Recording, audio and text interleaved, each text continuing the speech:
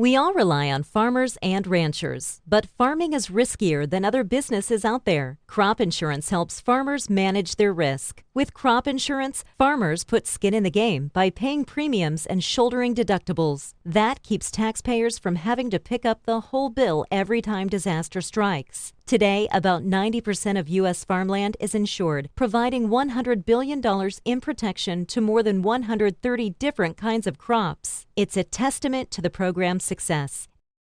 Thank you for joining us for our Agri-Pulse Washington Week in Review. I'm Spencer Chase, joined as always by Agri-Pulse's Phil Brasher, as well as this week by North Dakota Senator John Hoeven. And did I wear Jackrabbit colors partially because I knew I was going to be speaking to a North Dakota Senator?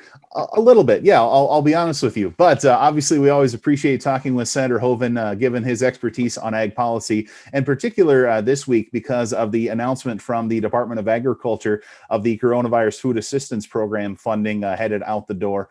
And Senator Hoeven, I know this has been an issue that you've worked with the department on a wide, really since the program's iteration.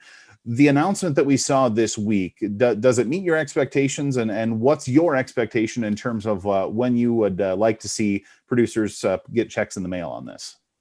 Well, as soon as possible. I actually spoke with Secretary Vilsack last week about it because, as you know, that assistance is about $13 billion that we put in place at the end of the year. We also had some of the specifications in the legislation as to how it was to be dispersed. And when Secretary Vilsack came into office, he held it up to take another look, which I understand.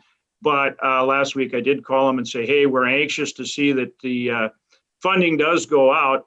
And fortunately, he said, we're hard at work on it and we'll see. We can't get it out very soon. So he pretty much told me that it was on its way out the door. And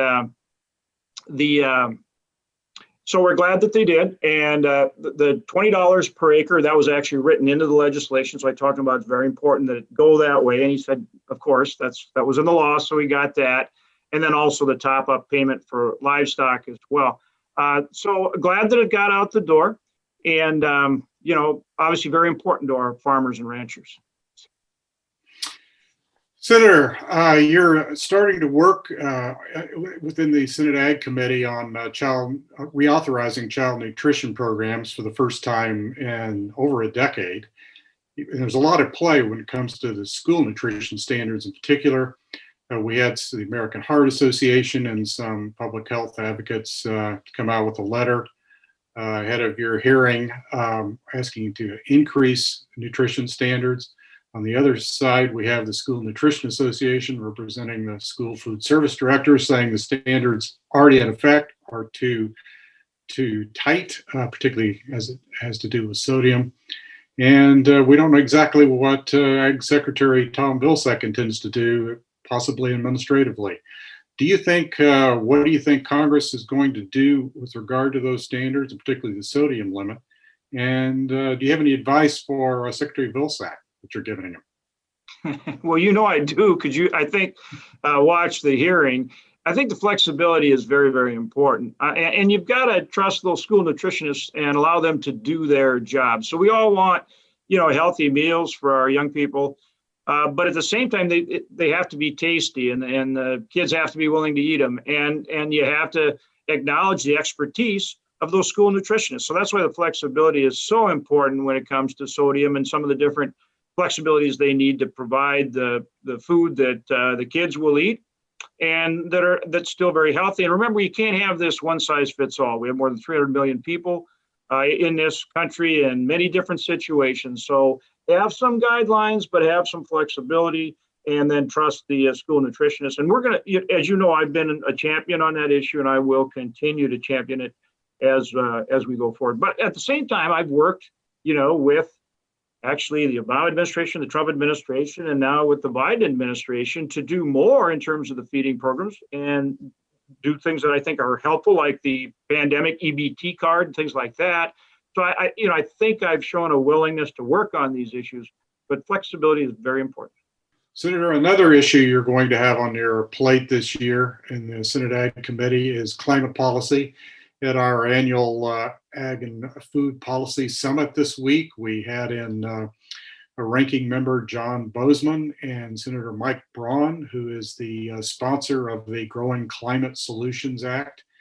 What do you think about that bill? Are you going to support it? Obviously, it's intended to get these private ag carbon markets up and running.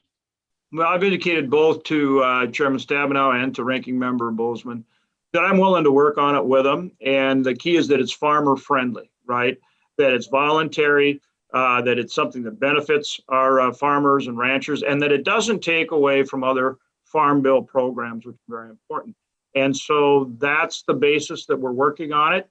And I think, they're getting there. John Bozeman's worked very closely with Debbie on it, and they've been talking to me. And so as long as, again, we're still reviewing it. Senator Bozeman came to me, I think it was yesterday, and said, hey, how about on the funding side? What do you think? Can you work in Ag Appropriations to get the funding and so on and so forth? And I indicated to him I would. So, we'll certainly look at co-sponsoring, but I still want to make sure that that bill's in a form that I've just described where it's truly farmer friendly. And then, we'll work on both the authorization and the funding. Another issue that's going to come up with regard to climate policy is the conservation programs. Chairwoman Stabenow said she wants to put more money into conservation programs. A lot of ag groups say that more money needs to go into those programs to help farmers undertake these climate-friendly practices. Do you think it's needed? And do you think you can get a substantial amount of money for those conservation programs heading into the next farm bill? So, the programs are important, but again, it goes back to what I said, farmer friendly. So take EQIP, for example. Farmers always want more funding and ranchers want more funding for EQIP.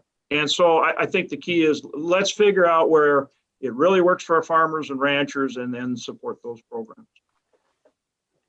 So, Senator, before we let you go, I want to talk about, kind of zoom out from the ag policy specifics that we've been touching on here and talk more of general Senate environment right now. Obviously, we're a couple months into the Democrats retaking the majority of the Senate. And one of the issues that's been talked about a fair amount has been the long-term health or potentially lack thereof of the filibuster. And I guess rather than just getting your opinion on the subject, I think I can safely say that you're probably supportive of the filibuster. But for someone who maybe isn't involved in the minutia of day-to-day Senate politics, for the nation's farmers and ranchers that obviously care about farm policy, but maybe don't have walk the halls of Congress helping craft it, what should the nation's farmers and ranchers know about what the filibuster means and maybe doesn't mean for the broad scheme of farm policy?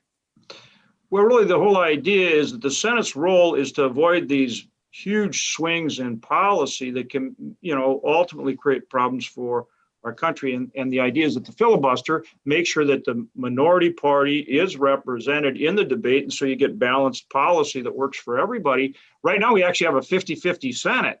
So to have dramatic changes when the people have voted for a 50-50 Senate really doesn't make sense. And eliminating the filibuster, of course, would allow a lot of these things to happen. And so, that's why it's so important that we retain it. We're obviously concerned about our colleagues on the other side of the aisle wanting to raise taxes. Well, for our farmers, there's things like step up in basis, the estate tax exemption, for our cooperatives, the tax credit. So, there's just a lot of things that are really important that, we need to be able to protect, if you will, for our farmers and ranchers that we won't be able to do as well if we don't have the filibuster. And I think you always have to also keep in mind that it works both ways. There's times when Republicans are in the majority, there's times when the Democrats are in the majority. And so I think you have to keep that perspective. And I think that's particularly important right now for Democrats. If they're looking at getting rid of that filibuster, then what about when Republicans are back in power? And then there's all kind of things that they would say, well, gee whiz, you should be listening to the minority and be more fair and balanced, if you will, in terms of policies. So I hope they take a longer term view and don't eliminate that filibuster. I don't want to paint with too broad of a brush here, but I think it's safe to say that politics are a little bit more polarized now than when you first came to the Senate. Yeah. Is it still possible to to govern, to still produce legislation with that filibuster in place?